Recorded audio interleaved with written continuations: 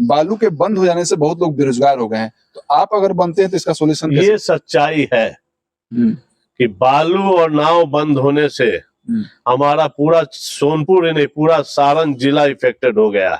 इस विधानसभा में जो वर्तमान विधायक है रामानुज जी, उनका बोल रहे हैं कि टिकट कट जाएगा। कौन बोल रहा है?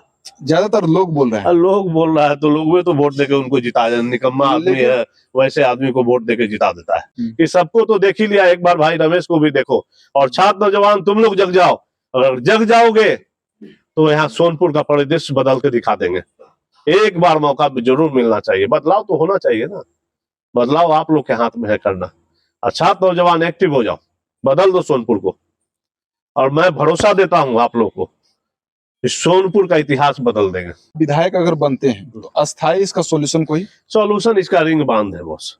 और मेरी पहली प्राथमिकता होगी कि पुरजोर तरीके से रिंग बांध का मांग होगा, और मांग नहीं होगा तो इसके लिए चक्का जाम होगा।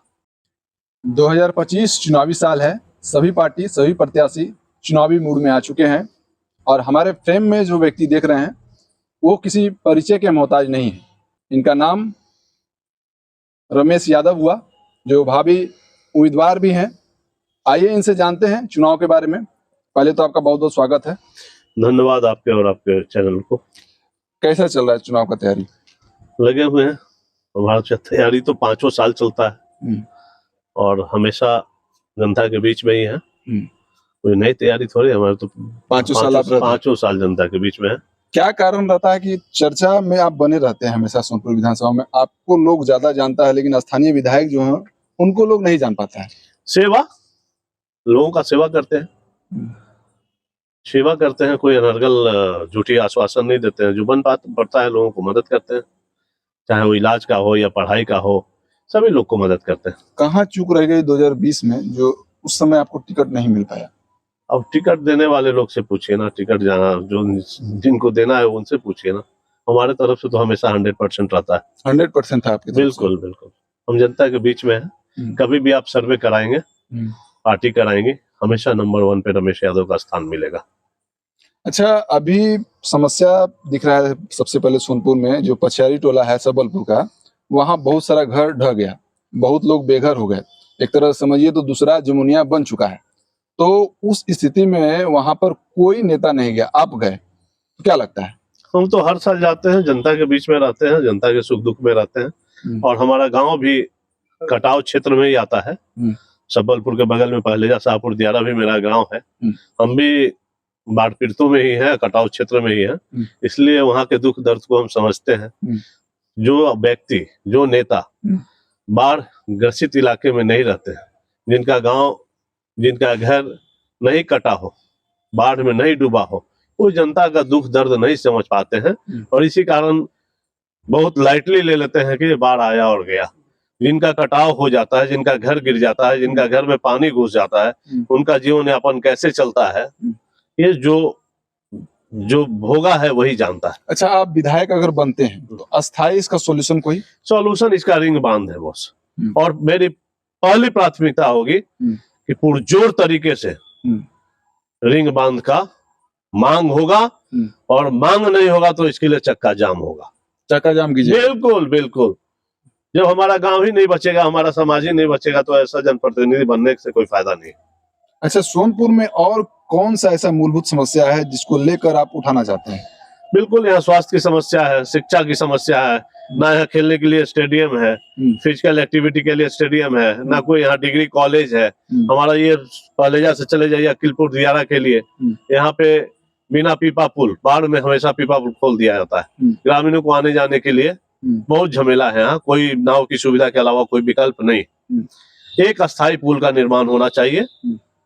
और इसकी भी, ये जो बेसिक मुद्दा मैं आपको बता रहा हूँ, जिसे आम जन जो है इफेक्टेड है जी, और इस चीज को प्राथमिकता बेसिस पे होने चाहिए काम।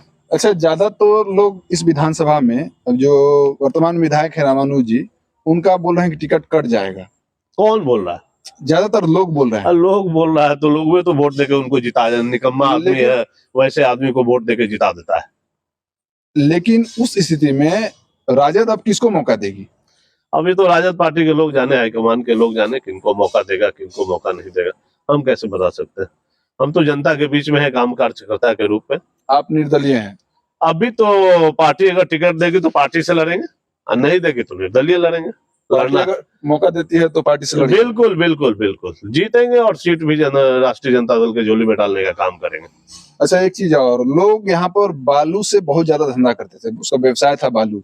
बालू के बंद हो जाने से बहुत लोग बेरोजगार हो गए हैं, तो आप अगर बनते हैं तो इसका सोल्यूशन ये सच्चाई है कि बालू और नाव बंद होने से हमारा पूरा सोनपुर ही नहीं पूरा सारण जिला इफेक्टेड हो गया है। नाव के नाविक लोग अलग बेरोजगार हो गए हैं, ट्रक वाले लोग अलग बेरोजगार हो गए हैं। एक नाव से कम 50 से 60 परिवार जीता था, वो सब हैंड फॉर माउथ हो गए। इसका सॉल्यूशन सरकार चाहेगी तो जरूर निकलेगा। इसके लिए मैं सदन में, जिस दिन हो गया सदन में पुरजोर तरीके से आवाज उठाने का काम करेंगे और इसका सॉल्यूशन है।